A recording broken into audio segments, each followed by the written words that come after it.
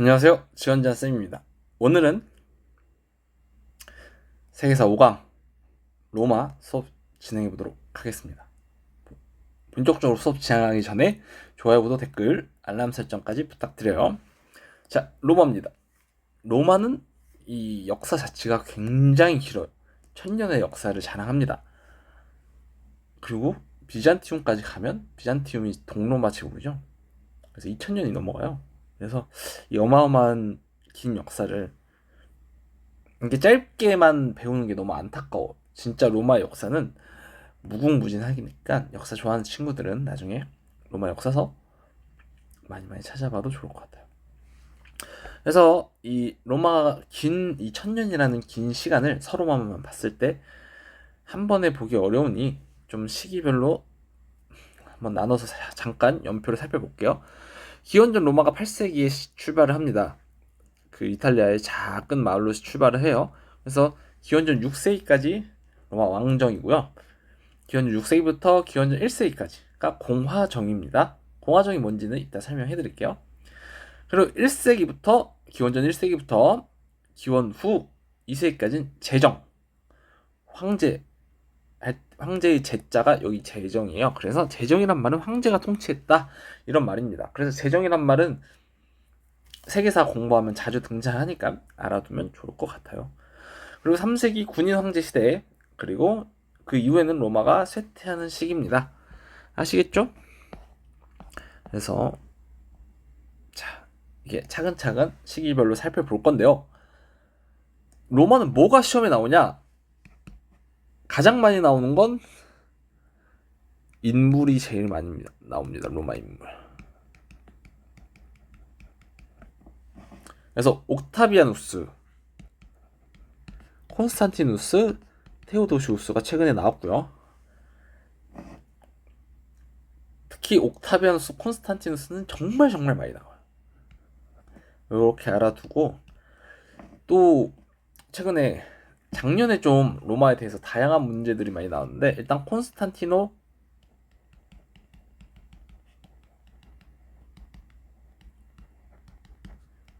지역 문제가 등장했죠. 그래서 그 세계사에선 지역사 문제가 자주 등장하진 않아요. 내가 기억하는 거는 2023학년도에 수능에 2만 지역사? 중국이었죠? 그거 말고는 없었던 것 같고, 그거 하나. 그리고 2021학년도에 서아시아사 수도 문제, 다마스쿠스랑 바그다드 이 두 개를 연합해서 물어본 적도 있는데 그 두 개 말고는 기억이 안 나요. 그러니까 동사는 매 시험마다 지역사가 나오는데 세계사는 그렇진 않거든요. 다만 이렇게 가끔 나와요. 근데 콘스탄티노폴리스로 나온 것도 작년이 처음이었어요. 이거는 그때 당시 EBS에서 콘스탄티노폴리스 지역을 강조해서 그 연기했던 걸로 같아요. 어쨌든 이것도 나오고, 작년 수능에는 그냥 로마 자체를 물어보는 문제도 나왔어요. 이렇게 로마의 역사를 서술해 놓고 너 이거 로마인지 알아? 이렇게 물어보는 문제도 나왔거든요. 어쨌든 출제 빈도로 보면 여기가 압도적이다. 1번이. 그러니 잘 정리하되 인물을 중심으로 좀 더 보자. 그리고 늘 얘기하지만 어느 하나 중요하지 않은 주제가 없죠. 그러니까 나머지 주제도 소홀히 하지 말자. 알겠죠? 이렇게 이야기하겠습니다. 그러면 바로 진행해 보도록 할게요. 로마 공화정 구조는 공화정 때 설명해 드리겠습니다. 로마가 어떻게 건국됐냐? 기원전 8세기 이탈리아 중부에서 로물루스라는 인물이 건국합니다. 이 로마 건국 신화도 만화책이나 이런 거 많아요. 그래서 막 형제끼리 싸워가지고 결국 로물루스가 로마를 건국했는데 그 자세한 이야기는 만화책이든 유튜브든 찾아보면 좋을 것 같습니다. 이왕이면 수능 끝나고 알겠죠? 시험에 안 나오는 얘기니까. 초기는 왕정으로 운영을 해요. 그런데 기원전 6세기에 공화정을 수립합니다. 왜 공화정을 수립했냐? 이 공화정 수립 직전에 마종 왕이 너무너무 못된 사람이었습니다. 나쁜 짓을 너무 많이 해요. 그래서 로마 시민들이 이제 왕정으로 가는 건 문제가 있다. 이렇게 이야기를 합니다. 그래서 공화정으로 바꿔요. 그러면 공화정은 뭐냐면 공공의 것이라는 뜻인데 원로원, 집정관, 민회가 권력을 서로 나눠서 운영하는 걸 공화정이라 해요. 여기까지 이해 가나요? 자, 그러면 여기서 의문이 들어야 됩니다. 이 로마의 공화정이랑 아테네의 민주정은 무슨 차이가 있나요?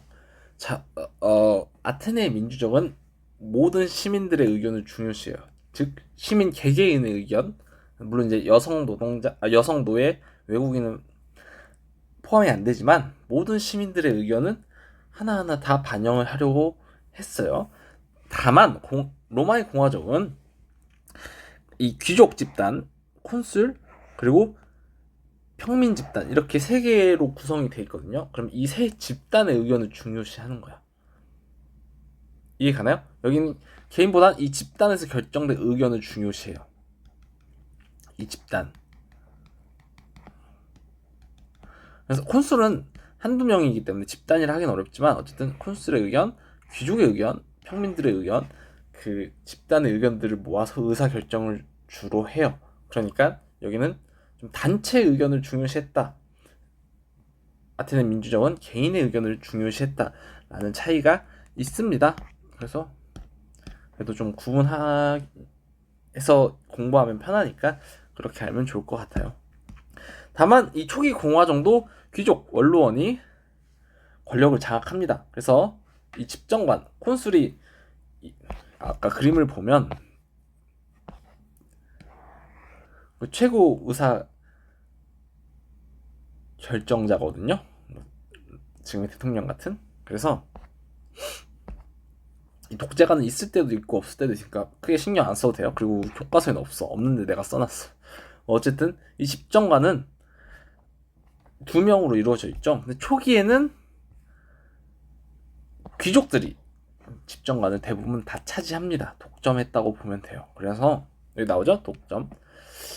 그래도 귀족이 권력을 장악한 구조였다. 그러면 평민들은 억울하겠죠? 나도 권력 갖고 싶어. 나도 정치에 참여하고 싶어. 이게 평민들이 정치 참여를 요구하는 과정은 아테네와 비슷합니다. 평민들이 상공으로 돈을 많이 벌었어. 그래서 당시에는 또 돈 있는 사람들만 군대에 갈 수 있었죠. 그 무게를 자기 돈으로 직접 사야 돼서 얘들이 중장 보병으로 전쟁에 참여해요. 그러면 이겠죠? 내가 이 개고생을 하는데 내가 나라를 위해서 이렇게 목숨 바쳐 전쟁에 참여했는데 국가는 나한테 해주는 게 없나? 나도 정치에 참여하고 싶어 라는 생각이 듭니다. 그래서 평민들이 참여권을 요구해요. 그래서 로마 공화정은 평민권이 어떻게 발달하는지를 살펴보는 게 중요합니다. 아시겠죠?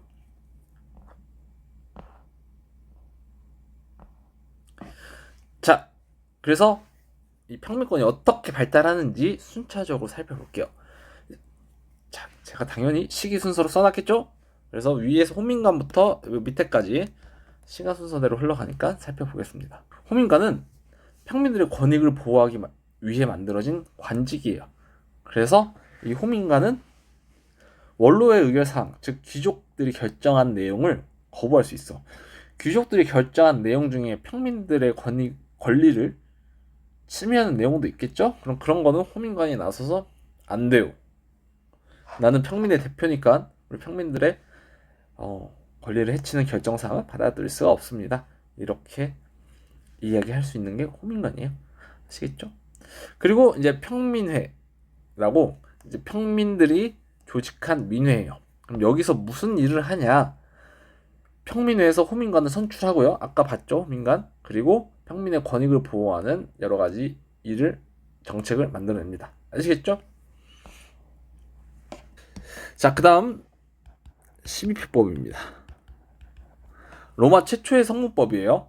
그래서 이 법을 기존에는 성문법이라는 게 뭐냐면 글자로 써있다라는 뜻이에요. 그래서 기존에는 그럼 어떻게 했냐? 그냥 말빨로 했어요, 법을. 그래서 귀족들이 말빨로 하면 그냥 평민들은 다 없는 죄도 막 뒤집어 쓰여서 잡혀가고 막 그랬거든요. 근데 이제 이 법을 문서로 딱 만들어 놓으면 이 법에 적힌 내용만, 그러니까 그 문서에 적힌 법만 적용을 받는 거죠.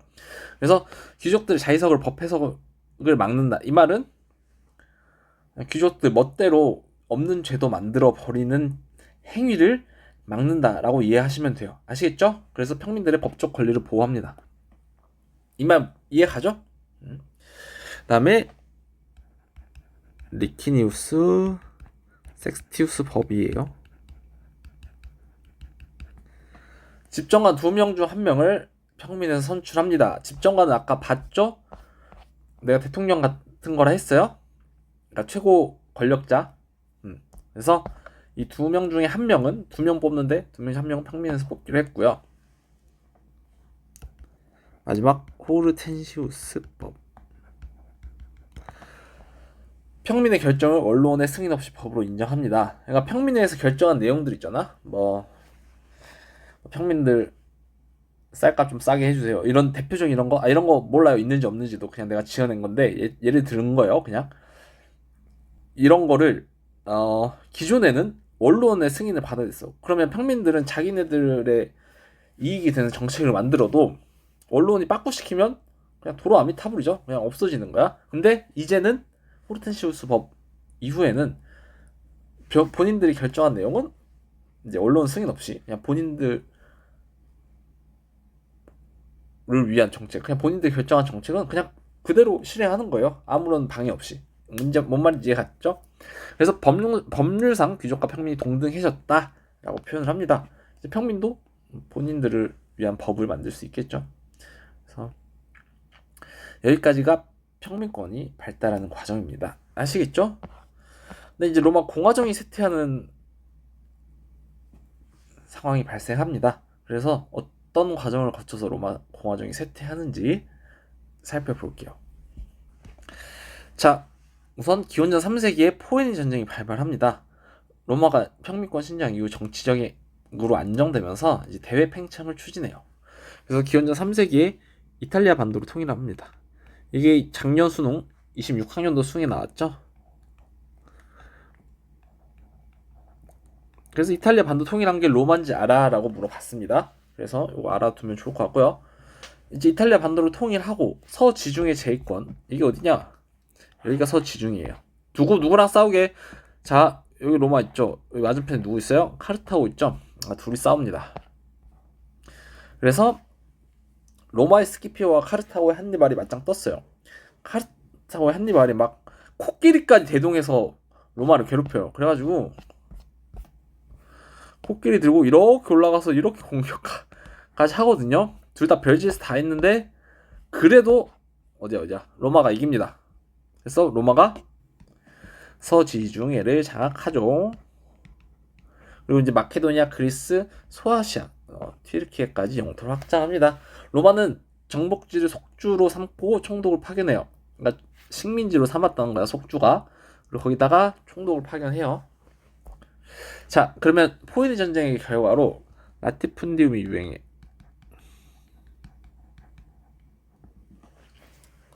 포에니 전쟁 이후 유력자들, 돈 많고 땅 많고 권력 있는 사람들을 유력자라 그래요.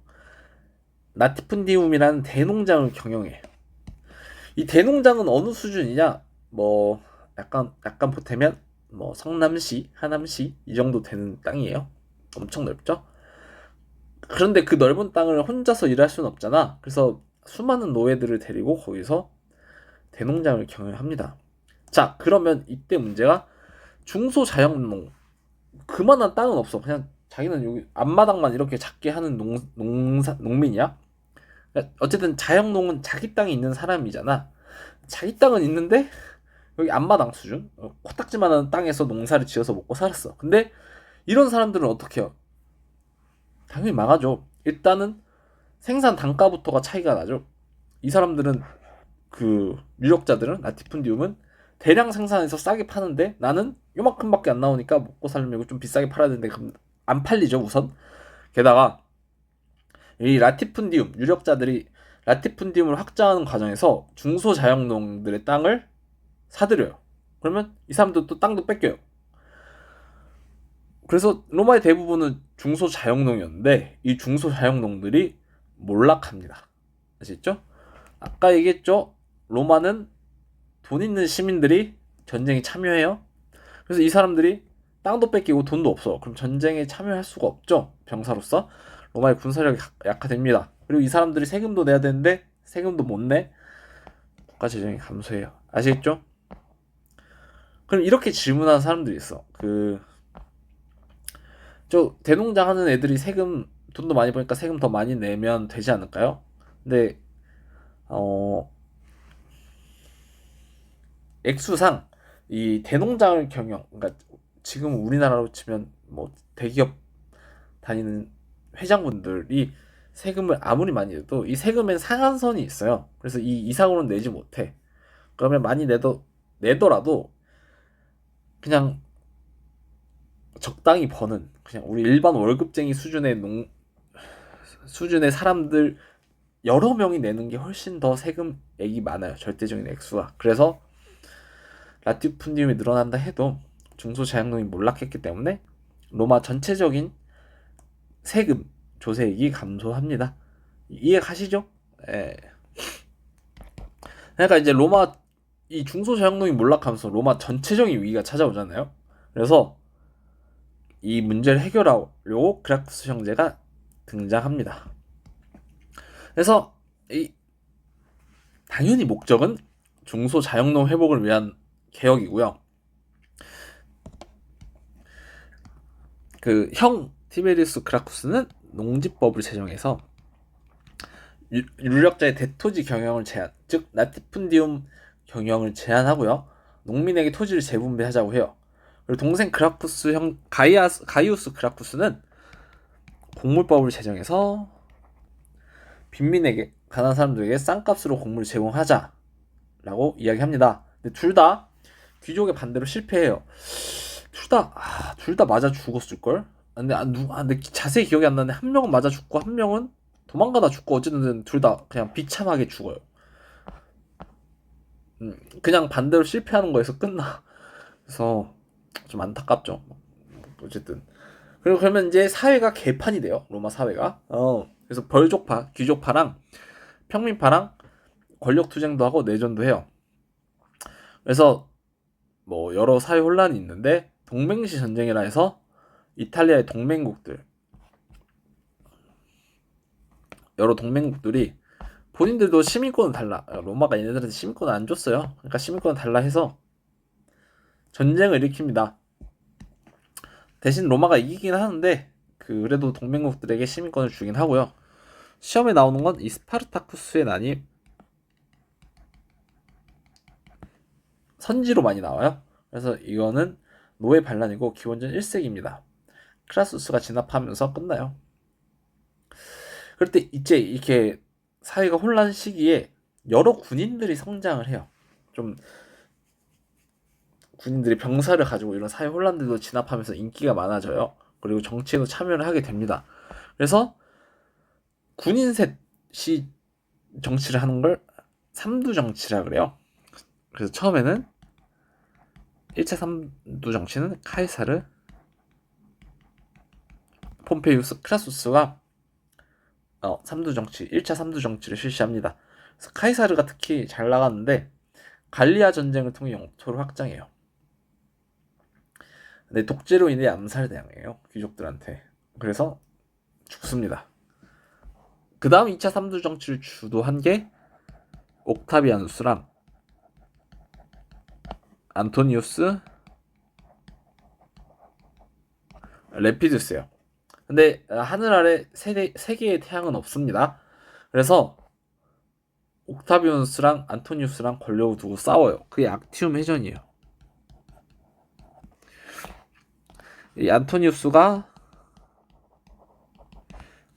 이집트의 클레오파트라랑 여러분들이 아는 그 클레오파트라 맞아요? 손잡고 옥타비아누스랑 싸웁니다. 근데 옥타비아누스가 이기죠. 그래서 클레오파트라는 이때 자살하고 끝납니다. 이 둘의 러브 스토리는 되게 구구절절 가슴이 아파. 이거 뭐야? 그래서 한번 나중에 진짜 꼭 읽어보세요. 아마 눈물 날 수도 있어요, 여러분. 역사책인데도 둘의 사랑 이야기. 어쩔 수 없이 막 클레오파트라 자살하고. 알겠죠? 이제 그래서 시험 외 공부 외 얘기지만 이 여러분들도 대학 가면 연애 많이 해보세요. 연애는 그냥 이성으로 만나는 거를 떠나서 본인을 성장할 수 있는 좋은 계기가 되는 것 같아요. 그래서 내가 좋아하는 사람이랑 지내면 이런 약점이 드러나는구나, 이런 부족한 점이 있구나, 이런 건 또 잘 하는구나, 또 뭐 이런 사람이랑은 내가 안 맞는구나 하면서 나를 더 많이 알아갈 수 있는 계기예요. 그러니까 연애 많이 해보세요. 아시겠죠? 대신 이상한 사람이랑 하면 안 돼. 사이비 종교, 뭐 도박, 폭력, 뭐 이런 사람들은 안 돼요. 아시겠죠? 이런 사람들하고는 만나지 말고 좀 배울 점 있고 좀 괜찮은 학생이라고 상대방이라고 하면 많이 만나보는 걸 추천드립니다. 아시겠죠? 또 20대 때 하는 게 얼마나 파릇파릇하고 이쁘겠어요. 너무 보기 좋습니다. 자, 그다음 로마 제정입니다. 제정하고 문화하면 끝날 것 같아요. 자, 옥타비아누스가 승리했죠. 악티움 해전에서. 그래서 옥타비아누스가 황제로 즉위합니다. 원래 원로원은 옥타비아누스를 아우구스투스 존어만 잘하고 하고요. 옥타비아누스 본인을 프린캡스 제1시민이라고 부릅니다. 그래서 권력을 장악하고요. 당연히 군대 통수권, 재정권 등을 장악하고요. 제국의 기틀을 마련합니다. 그리고 군대랑 조세도 개편하고 국경 수비도 강화해요. 그리고 이후에 5명의 유능한 황제가 연달아 집권하면서 약 200여 년간 로마의 평화 시대가 찾아와요. 이걸 팍스 로마나라고 합니다. 그다음 이제 3세기 때, 기원 후 3세기 때 군인 황제 시대라고 하는데 이때가 로마가 많이 쇠퇴해요. 군인들의 황제권 다툼이 심해지고요. 속주, 정복지에서 반란이 심해지고 게르만족이나 사사왕조 페르시아의 침략이 많아집니다. 그리고 상고검이나 도시가 쇠퇴하기 시작해요. 그 다음 콜로나투스 글씨 봐라. 죄송합니다.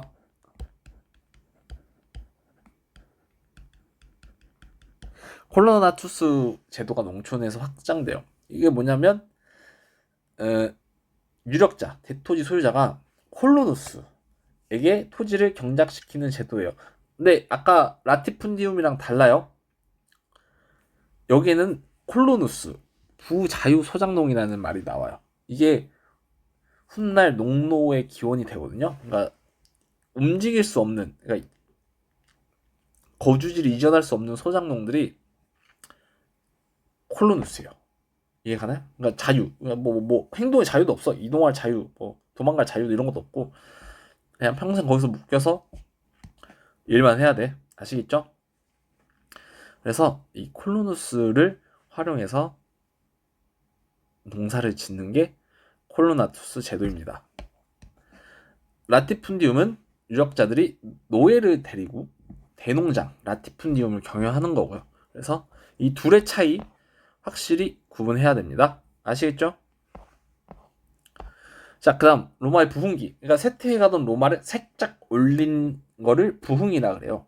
떨어져가는 국가를 살짝 올렸다. 그게 부흥인데, 그래서 이 세 군주가 시험에 잘 나오죠. 중요합니다. 디오클레티아누스는 전제 군주제를 도입해서 황제권을 강화했고요. 중요한 건 제국을 4분할로 통치합니다.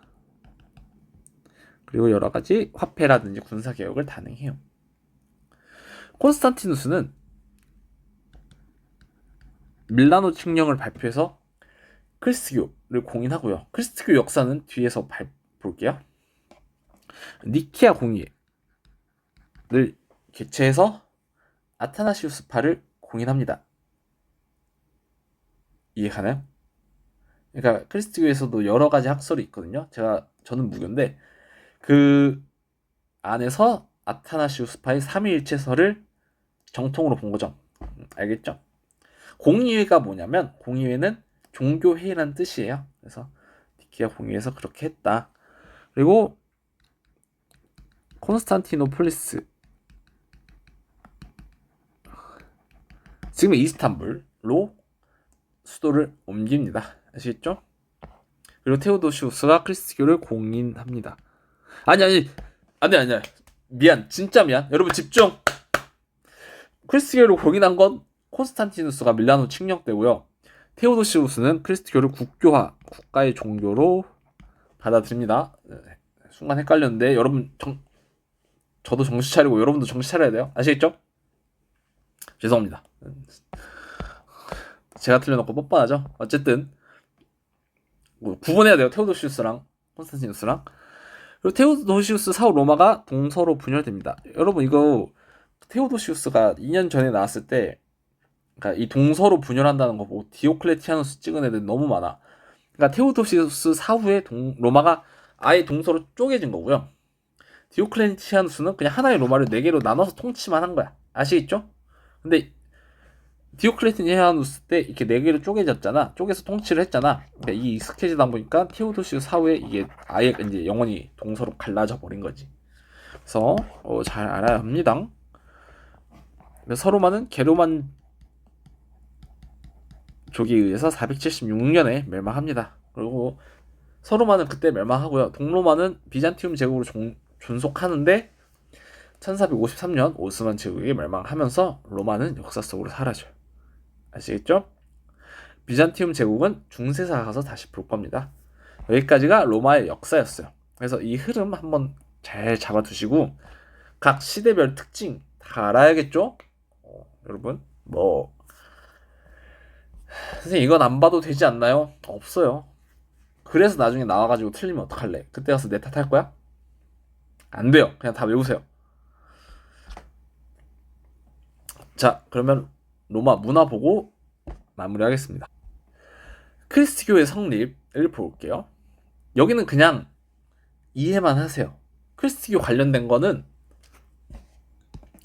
그 콘스탄티누스나 디오클레티아누스 업적으로 나올 겁니다. 팔레스타인에서 유대교가 탄생해요.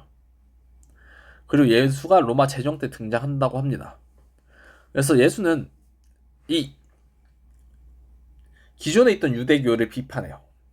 걔네들은 유대인들끼리만 모이려는 성향이 강하거든요. 지금도 그렇지. 유대인은 유대인들끼리만 결혼하는 걸로 알고 있어요. 자세히는 몰라. 나도 유대인이 아니라서. 어쨌든 그 배타적 선민 사상, 자기들끼리만 뭉치려고 타인은 배척하는 사상이랑 율법주의를 비판해요. 이 율법은 그 하나님의 법인데 이거를 너무 또 강조한다는 거야, 유대인들이. 그러니까 예수가 이런 걸 비판해요. 보편적인 사랑, 평등 이런 걸 강조합니다. 예수는 예수가 강조한 거야. 그러니까 유대인들 입장에서는 예수가 뭐야? 왜 나대? 이렇게 되겠죠. 그래서 예수가 십자가에서 처형당합니다. 유대교 지도자들에 의해. 예수가 부활했죠. 죄송해요. 제가 잘 몰라서 기독교에 대해서. 예수가 부활을 합니다. 그래서 예수의 제자 그리고 크리스교를 전파했고요. 예수의 제자들이 그 예수의 크리스교를 전파합니다. 그리고 신약 성서를 편찬해요. 그래서 유대교인들이 만든 걸 구약 성서라고 예수의 제자들이 만든 걸 신약 성서라고 합니다. 아시겠죠? 자, 그러면 이게 어떻게 로마에 퍼졌냐? 로마는 다신교 국가예요. 그러니까 그리스 신화를 생각하면 되는데 우리 그리스 로마 신화 알죠? 그 12신들 나오는 거 다신교죠? 그리스 애들은 크리스교를 믿어본 적이 없어요. 어쨌든 로마도 처음에는 이런 비슷한 다신교 국가였다고. 그래서 크리스교를 인정은 해줘요. 다만 얘네들이 황제 숭배를 우상 숭배라고 거부하고요. 그냥 황제는 무시하고 예수만 따르는 거야. 그래서 로마 황실 입장에서는 이것들이 안 되겠네 해서 크리스교를 탄압해요. 그걸 종교의 이유로 탄압하는 걸 박해라 그래. 그런데도 로마 내에서 크리스교가 더 확산돼요. 이 평등 사상이 확실히 강력한 매개체가 돼서 더 퍼져나갑니다. 결국에 그리스교 믿는 사람이 너무 많으니까, 그리고 또 이제 황실에서도, 로마 황실에서도 그리스교를 믿는 사람들이 생겨나요. 그래서 그리스교를 공인하고 밀라노 측량에서, 니케아 공의에서 아테나시우스파를 공인하고 테오도시우스가 그리스교를 국교화합니다. 아시겠죠? 여기까지가 그리스교의 탄생 이야기였습니다. 그러니까 결론적으로 요 세 개가 중요하다. 아시겠죠? 자, 로마 문화의 특징 보겠습니다. 로마 문화는 실용적인 문화예요. 왜 실용적이냐? 이 넓은 영토를 효율적으로 관리하기 위해서 실용적이 됐다. 봐봐요. 이 초록색이 로마의 땅인데 굉장히 넓죠? 여기를 다 관리하려면 좀 실용적일 수밖에 없습니다. 그리고 예술적인 부분에선 그리스 헬레니즘 문화와 그리스교 문화가 섞였어요. 그래서 보면 건축, 그래서 정복지에 계획 도시를 건축합니다. 그리고 각 도시를 모두 다 도로로 연결해요. 그럼 이 도로가, 로마 내 모든 도로는 하나로 다 연결돼. 그러니까 무슨 말이냐면, 여기서 모든 도로가 다 연결돼 있어. 그래서 여기서 가도 어떻게든 길만 따라가면 여기까지 갈 수 있는 거야. 그래서 이해 가나요? 그러니까 로마의 모든 길은 하나로 다 한 도로로 연결돼 있는 거지. 그래서 모든 길은 로마로 통한다는 말이 이때부터 탄생했대요. 아시겠죠? 다음 건축에선 콜로세움, 판테온, 수도교, 공중목탕, 원형경기장, 개선문 등등등등 있었다고 합니다. 법률, 로마 최초의 성문법은 12표법이죠. 이 12표법이라는 성문법, 문서로 만든 법을 만들었는데 이게 적용 대상이 점점 확대돼요. 처음에는 시민들, 로마 시민들, 로마 안에 로마 시민 아닌 사람들도 있어요. 그 사람들 빼고 로마 시민들에게 적용했고, 다음 만민법이라 해서 로마 내 모든 민족, 그러니까 로마인들이 아닌 다른 이민족, 로마 영토 안에 있는 다른 이민족들에게도 법을 적용합니다. 그리고 이게 나중에 유스티니아누스 법전으로 집대성이야. 이걸 다 정리를 한 게 유스티니아누스 법전이라고 생각합니다. 이게 유럽 모든 국가들의 법률의 토대가 됐다고 해요. 아시겠죠? 역사는 리부스 로마사, 카이사르 갈리아 전기, 플루타쿠스 영웅전 이런 거 있어요. 그냥 있다고만 한 번씩 봐주면 되고, 뭐 스토아 철학 이런 게 로마에서 유행하고요. 문학은 키케로의 우정론, 논현론, 우문론, 뭐 베르길리우스라는 인물은 시를 작성하기도 했고요. 프톨레마이오스는 천동설을 주장하기도 합니다. 천동설은 지구가 중심이고 천체가 돈다는 뜻이에요. 지금이랑 반대죠.